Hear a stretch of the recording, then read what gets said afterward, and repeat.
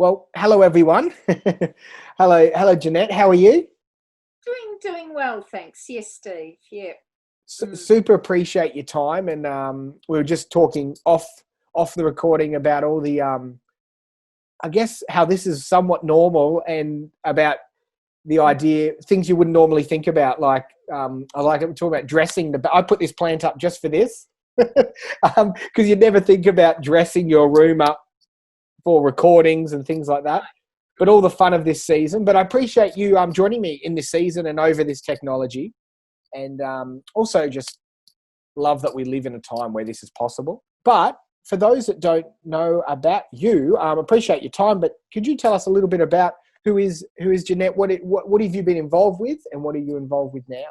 Currently, I live in Melbourne, Yep. and my husband and I have a small psychology consulting business called Uplift, which involves, between both of us, the full range. I tend more on the individual psychological therapy side of it, and education, and his is business and churches and groups, and mentoring leaders. We came back here from Brisbane nearly 2 years ago now, after a stint up in Brisbane for 10 years, working with Churches of Christ in Queensland, where Dean was CEO, and I worked as a mission action partner, which is a minister involved in local ministry, but on the ground rather than with the church. So we're involved in networking and connecting with local churches and our care facilities and community groups on the ground, actually opening up missional opportunities where there were needs. So ranged across a whole lot of things in different parts of Queensland. One of the things that I did was to start up a psychology service for Churches of Christ called Access Place Psychology and Counselling. And with that, worked also particularly in the domestic violence space, with women's issues, with a number of needs like that. My background is also in secondary education. And we have 3 grown-up children and one gorgeous grandson who's just turned 9 months old, which is part of what's brought us back to Melbourne. Fantastic. Well, I appreciate give us a snapshot, and it's that experience and that knowledge that I'm hoping we can lean into today. I guess the reason I want to do this interview is these are strange times, and along these strange times, at least for those that don't know me, I'm a local minister in Burleigh Heads on the Gold Coast, but right across the board of the world at the moment. A lot of people talking about their mental health. Yeah. A lot of people struggling. From what I know, my limited research is these types of things were on the rise anyway in the Western world. But then this whole pandemic, this whole thing, isolation, it's just added to it, or fast forwarded it, or just, what's your read of it? What is going on, and what are you hearing around the whole, people, struggling? I've seen the full range, people who've taken it in their stride, to people where it's really spiked high anxiety levels. If you've got some sort of mental health condition to start with, then you're predisposed to have more issues around it, certainly. It also depends what your background experience has been, whether you've had experiences of trauma or disaster or something through your life or not. Dean was diagnosed with acute myeloid leukemia, 3.5 years ago. And so this whole issue of high anxiety around illness, infection control, managing all that sort of thing, it becomes second nature to us. So in some ways for us it was a little bit easier. But I've seen people in my community who are high functioning, coping really well with family life, and suddenly this has gone whoosh and it's sidelined them. And I've seen anxiety levels spiking to the level where they're having difficulty coping with just the normal everyday thing and making everyday decisions. So there's the full range. If Yeah. there's other stuff going on, there's recognition in the media about a spike in domestic violence, and that's actually really true, because domestic and family violence is about control and entitlement. One of the features often, not always, but is about isolating the victim. And so here, in a situation where there are lockdowns, where we've got to be so careful around infection, it's so easy to isolate. So as we start to come out of lockdown and come back to normal society, we're seeing more and more reports of that. So that is a particularly dangerous area too. Because no excuse for that. We've as everybody has we've lost. I call it we've lost control, but we've lost the illusion of control, haven't we? I guess if you had asked me, it's going over like 9 months now. So if you asked me a year ago, if this could ever happen, I have my apps, I have my Netflix, I'm in control of my world and my life. There's no way the world is going to shut down over some extreme brand of a cold. But yeah, it turns out all that illusion was I was pretty wrong. And I imagine lots of people have felt that loss of control. Somewhere in the Gospels, I remember Jesus talking, it might have been the rich young ruler, about all the plans he had for the future. And he says, "You fool, you don't know you're going to die tomorrow." And in some ways, this is a version of this. All the plans we had at the beginning of the year, what this year might have been just tossed out the window. Yeah. And suddenly we're restricted. But with that, within a healthy person, I think our expectations have diminished. And in that diminishing of expectations, there's some healthiness. It's about a readjustment to what I can do in this time and this age, and that's okay. And I could actually still get a lot of joy, a lot of fulfillment and satisfaction from these more straitened circumstances. Yeah, absolutely. It's I guess we won't ever quite know everything it's doing to us. We'll look back; it's all in hindsight. But you were going to show us a little example. You've got some beacons there. A little bit of what might be going on for people in that whole range of what people are feeling at the moment. And so I might get you to show me that, if that's all right. Yeah, okay. And it's about this concept of how much I can actually manage at any one time. Yep. And how I can cope with a whole lot of stuff, but I get to a critical point where it can all get too much. Yeah, for sure. So this illustration just gives you a bit of a sense of what happens with the stress that we cope with in daily life. So you'll see here, I've got a range of different coloured and shaped jars and with different liquids in, which represent the different shapes and sizes of the different stresses that we have and experience during our lifetimes. So if we imagine that the glass is the stress that we're coping with, then this is what we carry around with us every day. And we can handle that. This amount of stress we have running in the background all the time, and it could be a mixture of stress about difficult things, difficult issues in the past, niggles that are going on, things in the present, and it's a mixture of good stress, which we call eustress, and bad stress, which is what we commonly consider stress. So that's quite okay, and sometimes we can recognise those stresses, but we can cope with them. But what happens then when other things come along? If we think about the events of life, and there's always going to be stresses. This could be stress from, let's say, some family issues that occur. It could be a falling out with your family, or some hurt that you might have got over but still sits in the background. So that's going to add to the stress that we deal with every day. And so we're carrying that around with us then. And again, that's all right. We don't like it, but we can learn to live with it because the stress is there. But then something else comes along. Let's say we have issues at work. And it could be that we missed out on that promotion, or we have a disagreement with a work colleague. It could be that we have a falling out with the boss, or the project goes wrong.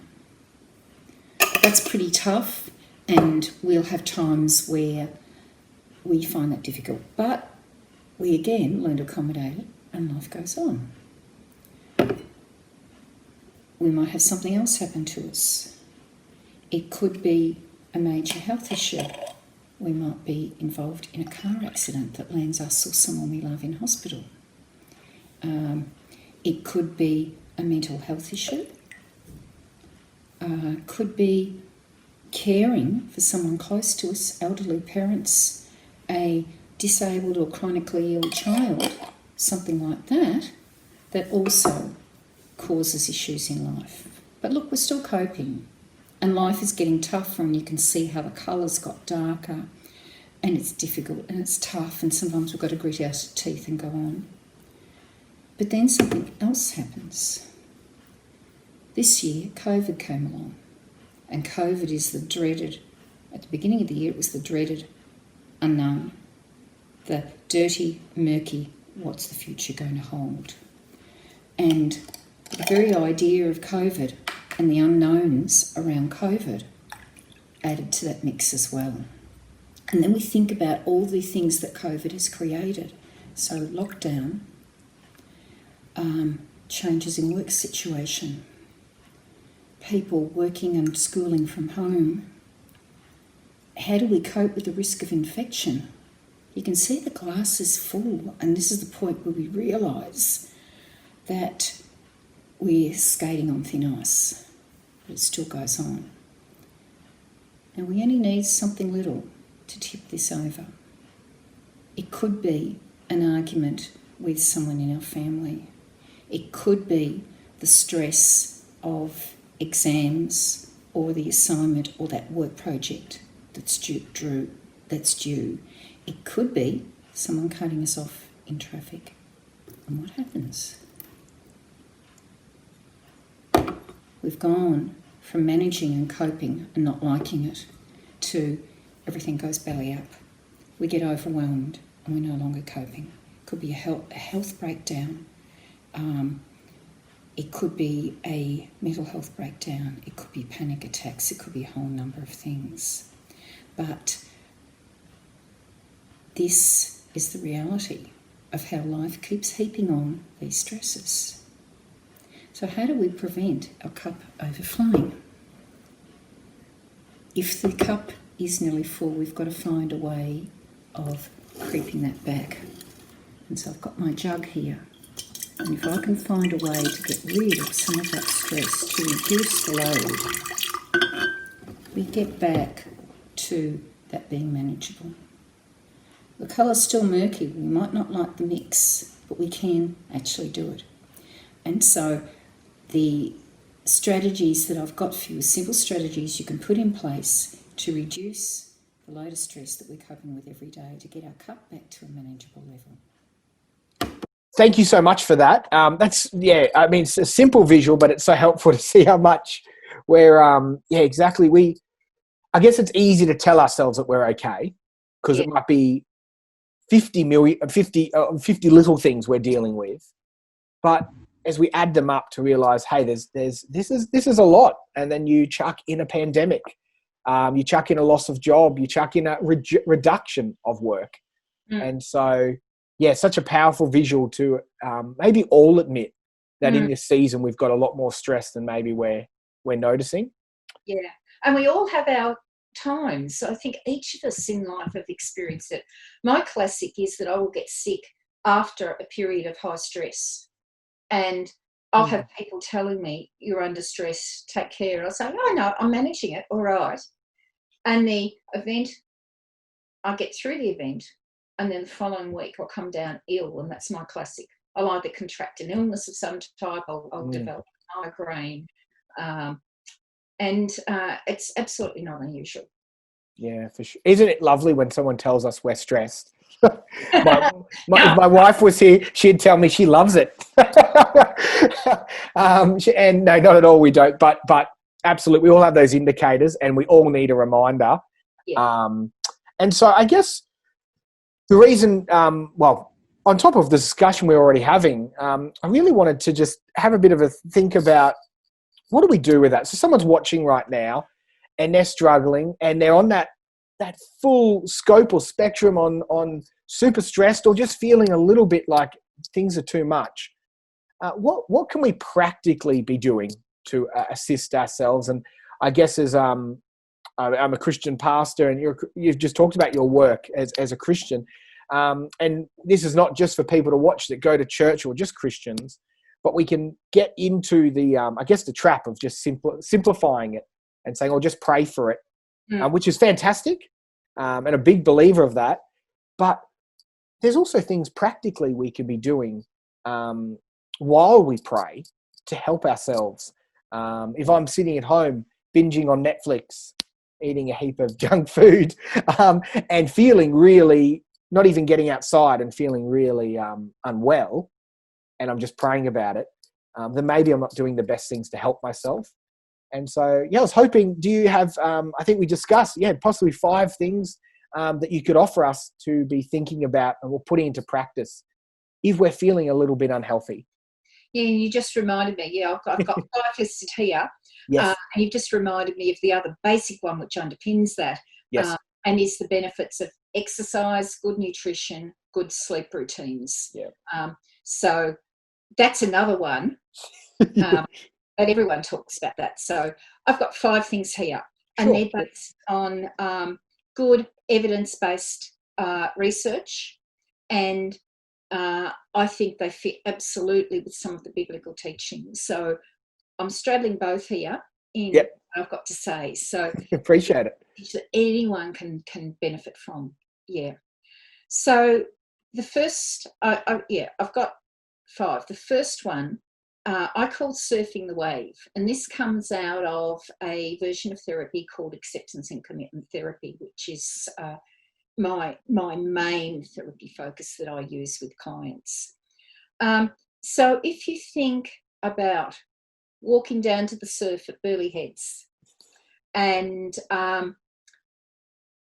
either if you're a surfer going out with your board, or otherwise just watching what happens with the waves, you have this sense that the waves, you look out to sea and you see the swell of the water as the wave starts to form, and it goes up and up and up and up, and it reaches a peak.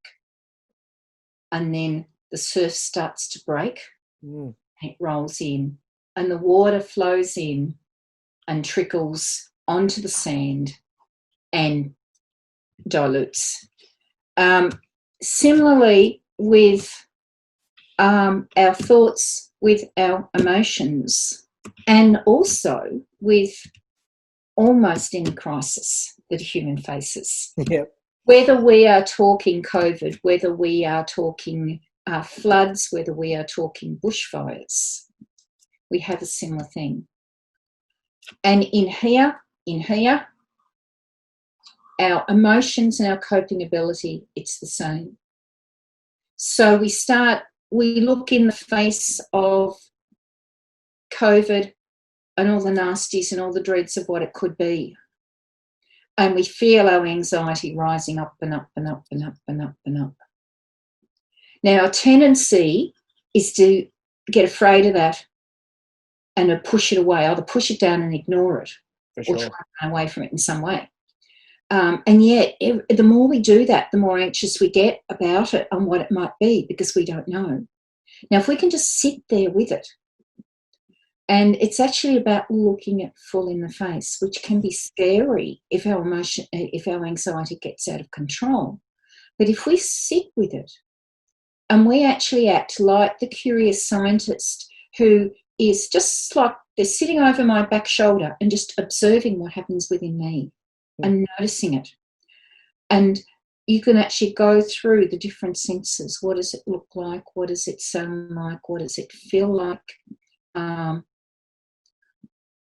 you can observe what's happening and notice how it might increase, but then it reaches that tip of the wave and it gradually goes down. Yeah. This too shall pass. And it will. And it happens with the good emotions, it happens with the difficult emotions. No emotion that we experience stays with us forever. And reminding ourselves of that can help us when times are really tough and it feels like we're totally overwhelmed. Absolutely. Because it always, when you're in it, it always feels like it's forever, doesn't it? Yeah. And you want to escape it. Yeah. If it's negative, you want to escape it. Yeah, absolutely. Yeah, but as a, I love that. I love that idea of observing yourself, observing it, and seeing that. Seeing the full. Hang on, I'm on a wave. Yeah, I'm gonna ride this out. It doesn't take it away, but at least gives you self-awareness and perspective. And there's a concept in ACT that if I allow my anxiety to take control, I end up getting anxious about getting anxious, and I actually have the anxiety scale up a lot higher. Yeah, okay. Now, I can actually just sit with it and say, this is okay, I can surf the wave, this too shall pass. Then I'm just dealing with the initial anxiety and not the anxiety that has created and accumulates. And that actually can make it a lot easier to cope with it. Yeah, great. So that was that observe the wave? What did we call that? Surfing the wave. Oh, much cooler. That's a much cooler name. And I'm the one from Burleigh. Sorry, so I'm the one. Yeah, there you go. You get surfing the wave. Yeah, great. That's fantastic. Second one actually leads from surfing the wave into it. And most people will have heard these days they talk about mindfulness meditation. And it's a bit of an in thing. And mindfulness meditation does not solve all ills, but it absolutely has a place. And it has a place in managing anxiety and depression. It is a really useful tool. So mindfulness meditation is about that observing side of it. And it is about sitting with the here and now. The thing about anxiety and what can scale up anxiety is that we look back at all the things that have happened to us and get upset and worried about those, but they're all past and actually we cannot control them. We've got absolutely no control over them. But we also look ahead and we think about what might happen. Yeah. I might walk into this cafe, touch something that someone else has touched and contract COVID. And then what would happen? And I might end up in hospital and I might end up on life support. And you know what? You're actually quite fit and healthy. These are all what ifs. And it can feel that in going there that we've actually got control, but we haven't. We've absolutely got no control over what happens tomorrow. Sure. I can actually notice that if I walk in, if I walk around in public spaces and I put my hands on everything and I start breathing other people's air, then I'm at greater risk. And so, right, I'll put in place some good precautions for that. But beyond that, there's nothing I can do. What I can control is the here and now. So mindfulness meditation is about anchoring myself in the present moment.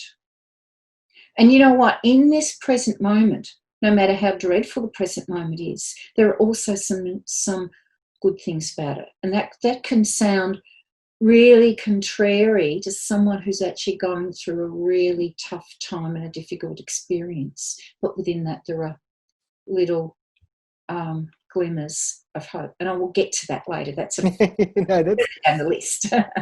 So mindfulness is about mindfully being fully immersed in this moment. Now that's where the 5 senses come in. Yeah. So if I'm sitting here and I'm noticing, I look around and I just notice what I can see. And just let my attention fall on something, fully absorb in it name it, let it go, move around. My attention falls on something else. Fully immersed in it for a moment, name it, let it go. I'm actually mindfully observing the world around me. I can do a similar thing with hearing. What are the sounds that actually come to my attention? Not that I actively go seeking. This is about just sitting and letting things come to me. But what sounds actually come in to my ears? Sound of traffic, the sound of birds, the sound of surf. Yeah. And noticing those. And then similarly for the other senses with taste, it's amazing even just sitting in one spot, if you tune in, the taste of the air. So we've got sight, sound, taste, touch. And that's actually two things. What am I feeling inside emotionally? What am I actually touching and feeling with my hands? I'm sitting here at the moment, so just noticing the way that my body is placed in the chair, my feet flat on the floor, those sort of things. And I've missed one. What am I missing? Sight, sound, taste, touch. Smell. And yes, and that's a really important Yes. one, because the sense of smell is something that we don't notice so much, take for granted, and yet smell is associated with so many different things. So what's the smell of the air at the moment?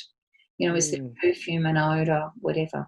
Okay, so that actually brings you fully in the present. Yeah. There's a whole lot, if you search on the net, there's a whole lot of different mindfulness practices. And the handout that I've got will actually list a few, but really quickly, an Australian app called Smiling Mind is excellent. Smiling Mind? Smiling Mind. Smiling, yeah. Produced using some of the best therapists in Australia. Yep. It's free, it's simple to use, and it gradually trains you in mindfulness practices. Great. Mindfulness is also really good to use in association with prayer, because it actually gets you present in that space where there's just you and God. I was actually going to say that. I was going to say, I can imagine for some listening to this, they hear mindfulness and meditation and they picture incense being given to some deity other than their God. But seriously, I'd encourage anyone that, personally, I'd encourage anyone that might be a bit worried about that, read through the Psalms and hear how much, I'm thinking around the shepherd getting us to lay down on green pastures, to listen to the water. And then even, this is not a sermon, so I'll be careful. We won't get off track. But even encourage anyone to read through the Beatitudes, being blessed in the moment.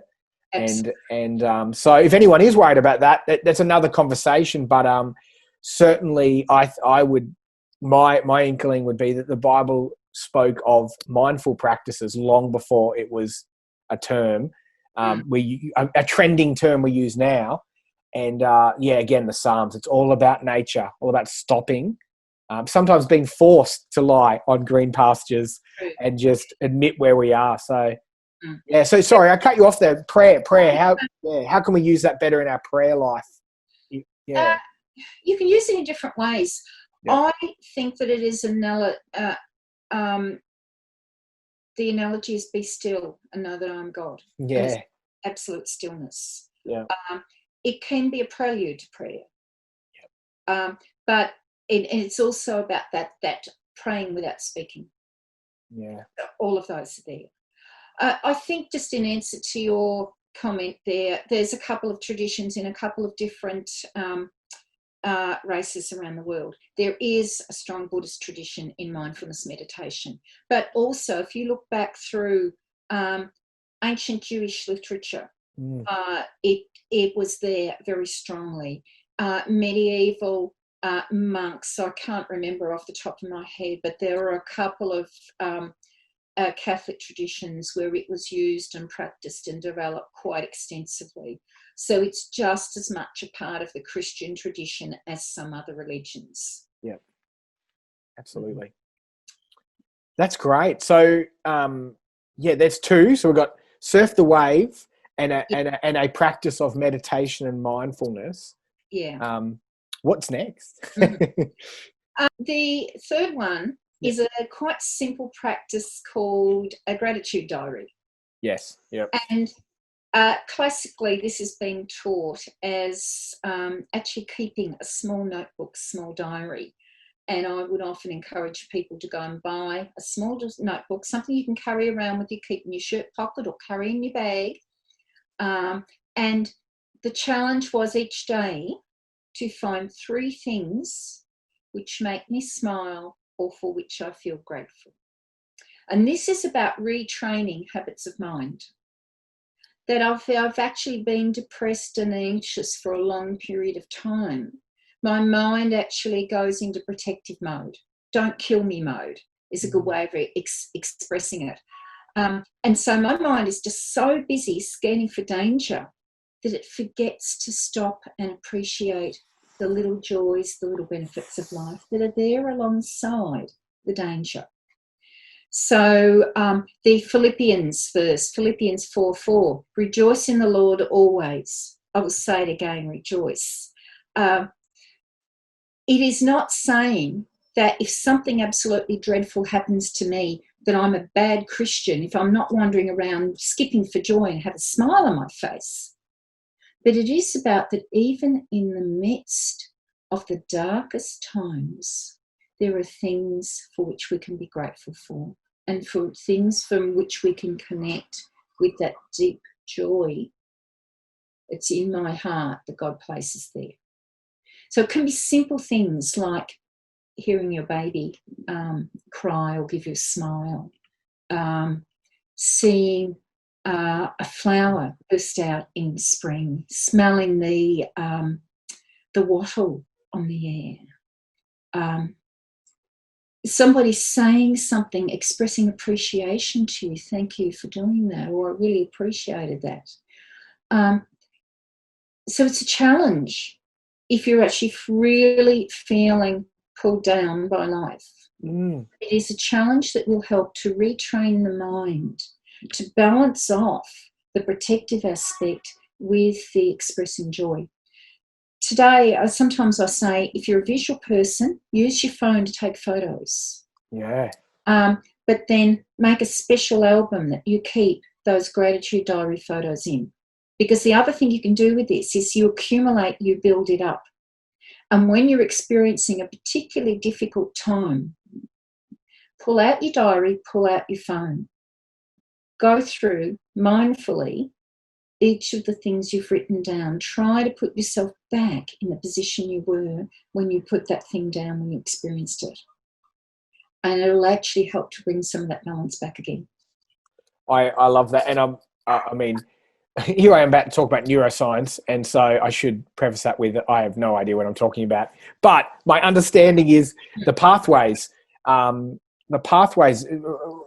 Recent research shows that you actually build little highways in your brain, essentially, and it becomes easier to be more grateful. And one of the things I didn't actually know, as we didn't actually talk about the list previous to us hit and record, but I love them all, but I love this one. We my family have a Friday night practice around this where I've got 3 kids under 6, and we go around, and because kids under 6 especially, they probably never stop doing this, but they're asking for things, and they're telling me what I haven't given them, and what I haven't given them enough of, and why can't we have this for dinner, etc., etc.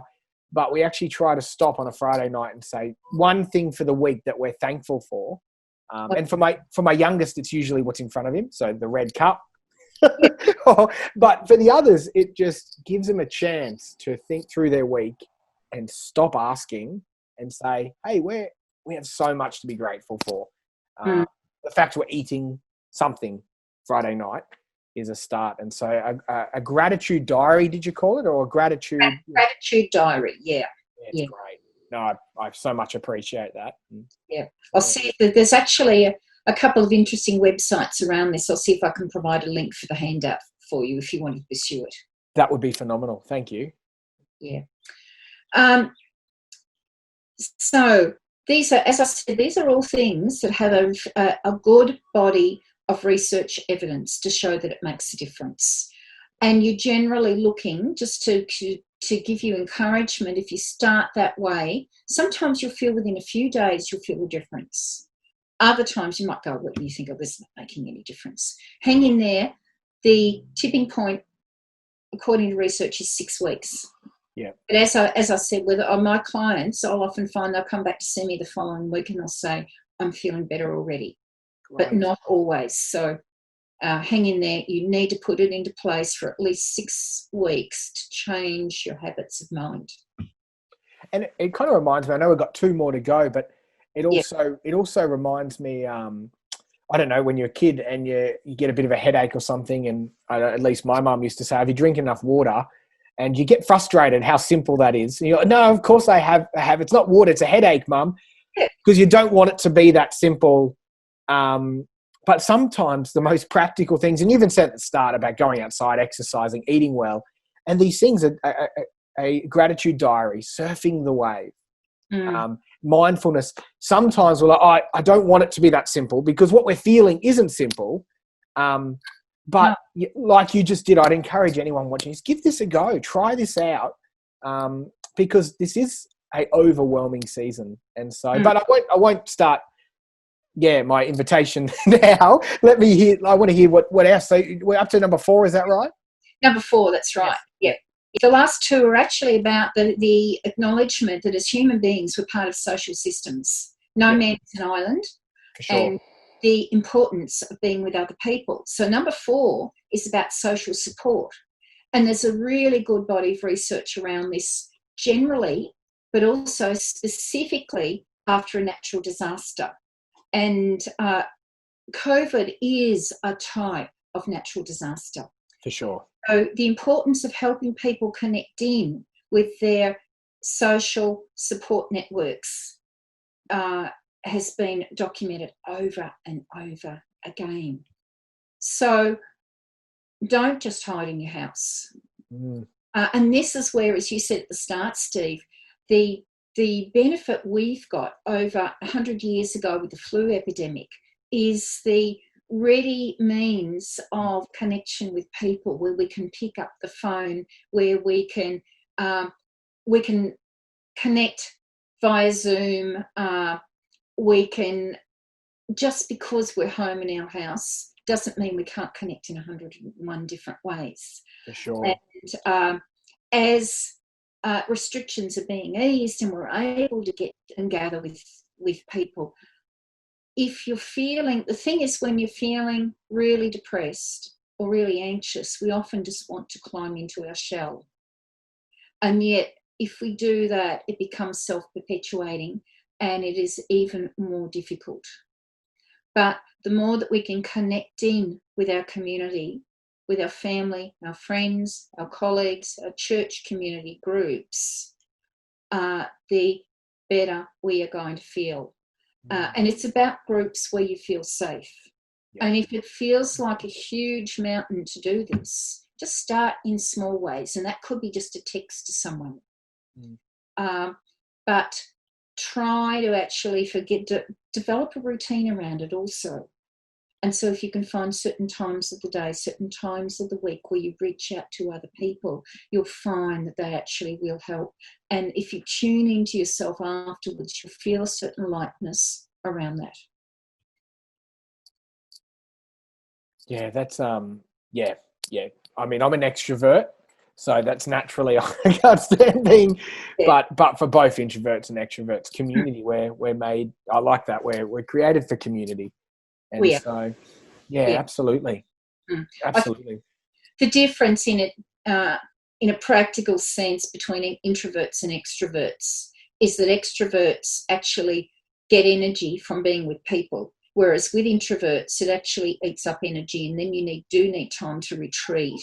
For sure. Actually recover energy. But it doesn't mean that introverts don't benefit from a social setting. So it's about finding a social setting that you feel comfortable with, that's not too overwhelming, and where you are actually going to get some positives back and actually feel better. And that's important. So it might be if you're really struggling, you need to be discriminating, and it needs to be about the family and the friends and the small social networks where you're actually going to get supported, not where you feel you're going to be dragged down. Yeah, that's it. I appreciate the definition there. Even in for me, everything's in a ministry world bubble, but me and my wife and family, we have difference. We love our church community, but I'm also at work. I'm also working. I'm on the clock, and so we also have a smaller community within that community that we can just be ourselves with completely. And I'm not on, which is completely fine. But both of those things are crucial. But the other would benefit. The big wider church benefits from me being able to have some people that were able to just fully trust and fully communicate and fully relax with. Yeah. And so, no, it's important, whatever setting anyone's watching this. Yeah, absolutely. And that's an important distinction you make there, Steve, between a work setting. And a work setting actually can feed a lot of those social benefits as well. But you also need that other setting where you can just down tools. Nothing is expected of you. You can just be yourself and be with other people. Absolutely. Okay, so the last one is actually around volunteering, actually doing something for other people. And I found it really interesting, but the first time I come across research about this was just a few years ago. And it was actually quite strong research that shows that people who volunteer actually find, and it was specifically focused on people who were suffering from depression, and I actually found that it lightened their depression. But since then, there's been a fair bit of research around the idea that volunteering is actually a really good way of bringing meaning and purpose into your life. It increases self-esteem and well-being, reduces stress and symptoms of depression, and it can actually improve relationships. There's a focus here, I think, on an other focus rather than a focus. And the volunteering, if you're considering doing it, you would need to think about, what gifts have I got? What is my passion, my focus, my values? What do I consider important?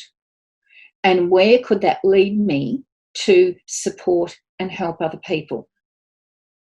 And in that, there can still be a whole wide range. And then, of course, it's a matter of finding actually a place that you can do that. But it does make a difference.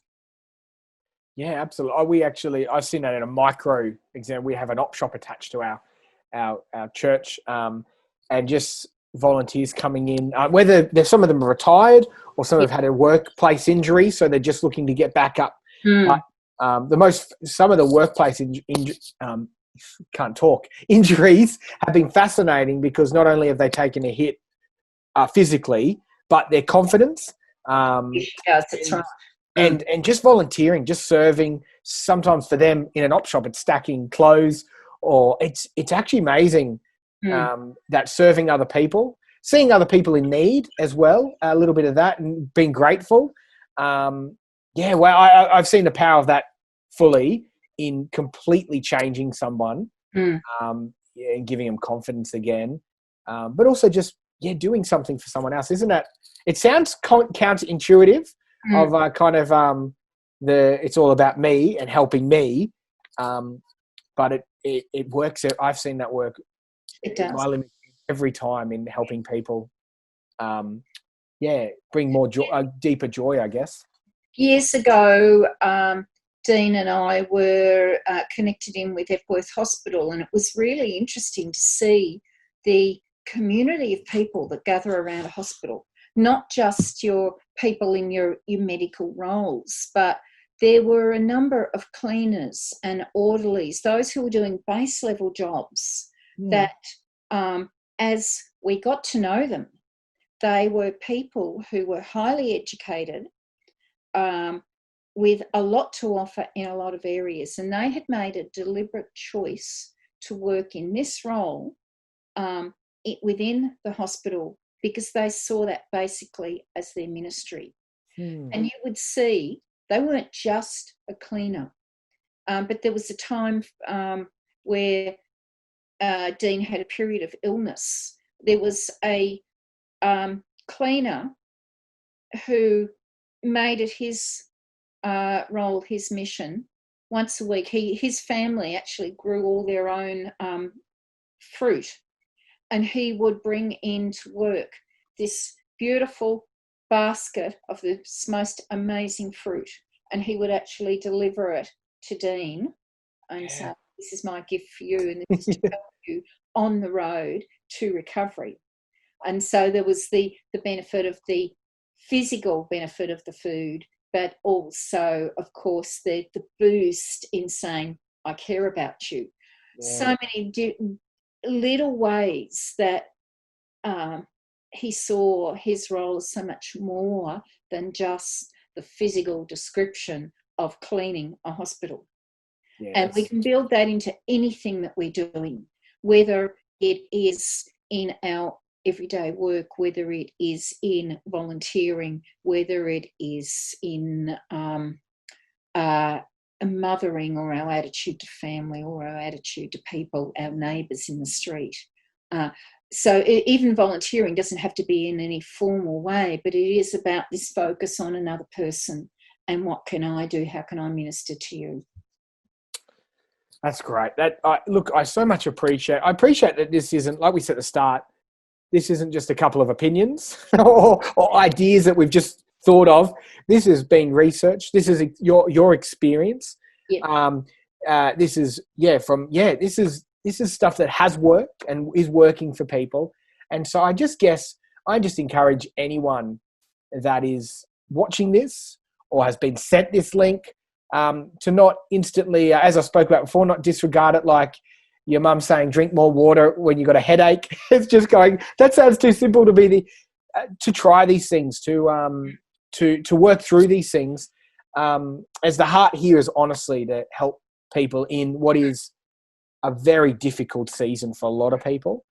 And so I guess my last question is, maybe we're not the person struggling with this, but we know someone, and it's so difficult to know what to say, to know how to approach it, to not want to the whole range, give advice that we're not sure of, or patronize. I don't know what the word, or we just don't understand. Mm-hmm. What is your advice if we've got someone in our life at the moment that we think are showing some indications that they're struggling a little?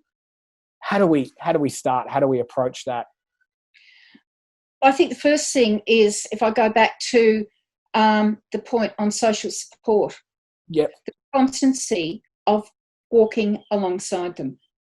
And it's not about what do I say and being too frightened to say, but it's about being there. And it's about, through your behaviour, saying, I care, and I'm going to be with you through the long haul. If this is someone that you've had a previous relationship with particularly, it might be that this has got to be a period where this is not a mutually give and receive each way relationship, but I know this is a season where I need to be giving, even if I don't get much back. And if I phone this person and they don't ring me back, and I know that they're struggling, phone them again. Send them a text message. Yeah. Just go around and visit them and just be there. And sometimes that will lead to some good healing conversations, but other times it might be just a matter of just being there and being alongside them. And in doing that, it shows that you care. Now, obviously, depending on the level, it might then be a matter of gently suggesting it might be time to actually have a look at getting some professional help. Yeah, absolutely. Yeah. Then there's the process you go through. If you're talking about mental health, the first is a visit to the GP and getting a mental health care plan, and the GP then will actually refer you on to someone. Yeah, I think that's super important as we have this conversation, to note, we don't think that this this video is going to solve. Please, if you are struggling, and or if you know someone, absolutely seek professional help, and because they know what they're doing. But I love that. I love that. Just to go back, I love that being present with people, and so often I don't know about everyone else, but you feel like you want to solve it for them. You feel like you want to fix it for them. But all I'm hearing is it's about listening. This is great marriage advice as a side note as well for men, particularly, just to listen and not try to solve. But it's a good friend advice as well, just to listen, not to solve, and to be present, and then to know you're there. You don't have to have all the answers. And the issue you can have with feeling like you've got to fix it for someone else is that it can be really disempowering. And that actually, if someone's feeling bad, can make them feel worse. For sure. It is about sitting down with them and saying, I want to be here for you through this. And I want to help you if that's helpful. What can I do to help? Yeah. And there may be things you can do, but it needs to come from them. They need to say, to tell you what they need. And if they don't know what they need, you just hang in there with them. Yeah, that's fantastic. That's a great way to kind of finish there. But lastly, how do we get in touch if we want to know more about what you do? If we want to connect in any way, what's the best way to do that? We've got a website, upliftcentre, all one word, .com.au, where there's a little bit about us. Yeah, great. Also, if you have a look on the bottom of the handout, I'll include an email address and a phone number if you'd like to get in touch. The other thing is, if you're looking at local stuff and you're Brisbane focused, I would recommend the Brisbane ACT Centre, ACT, all capital letters. They are very good with presenting ACT therapy, and as I've implied, the therapy that I do, I think, is consistent with a Christian approach. Yep. Not everyone at ACT Centre are Christians, but they will have an approach which is consistent. So, yeah. Absolutely. Look, I so appreciate your time. There's so much information out there at the moment about the pandemic. Yeah. But look, at least what I'm finding on my news feed is it's about the weird and wacky conspiracy theories, people trying to control that anxiety in different forms, and it looks weird and wacky in different ways. But I haven't seen a lot, I'm sure there is, but I haven't seen a lot of conversations on some things to do with, like exactly what we've spoken about. So I just so appreciate your experience and your time, and those five putting it so concisely on some things that we can try. And yeah, is there anything you wanted to just say just as we finish?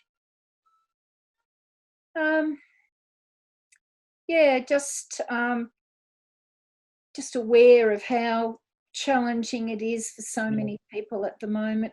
And I would encourage you just to hang in there, because things will get better. Yeah. And if you're really, really struggling, then I would encourage you to actually seek some good quality professional support, because it will make a huge difference. It's no different to if you broke your arm, you need to go to hospital and get it set in plaster for it to heal. But as a simple thing, put into practice these 5 things as a starting point, and they will make some difference. So it's certainly worth give it a go. Yeah. Fantastic. Thank you so much, Jeanette. Thank you for your time. A pleasure.